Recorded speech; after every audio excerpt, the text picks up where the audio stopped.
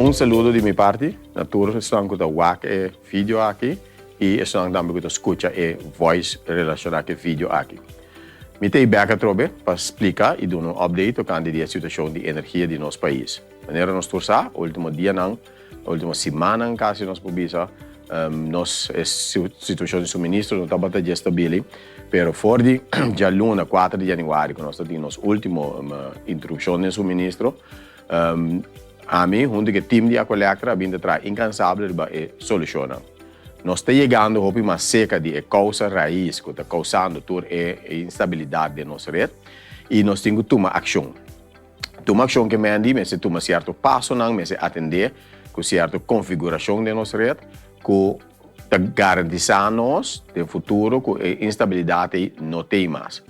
Para fazer isso, tem par de coisas que nós temos uma ação segura, para ter mais coisas que nós temos que fazer, uma ação segura que nós temos que fazer, djadumingu, que vai impactar o suministro.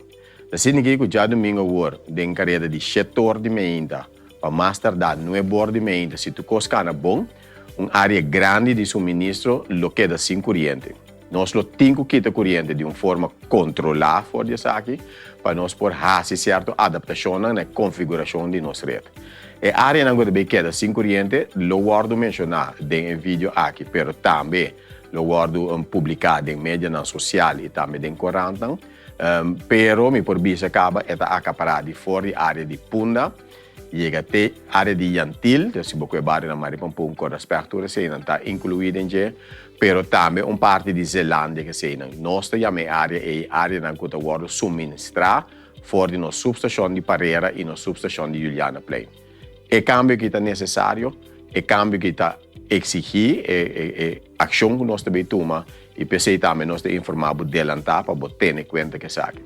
Maneira mais bisa é a interrupção de setor de menta, mais ou menos, para não é bordo de menta mais tardar, se turcos cada segundo planificação. Nós lo sigue update você se depois que se nós cabe tomar ação com a bike ação e que impacta a batatinha e que com mais nós lo sigue assim para garantir suministro maneira nós bem ser no último ano.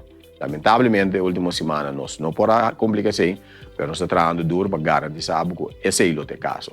E nós lo seguimos informado do seguinte passo, depois de djadumingu.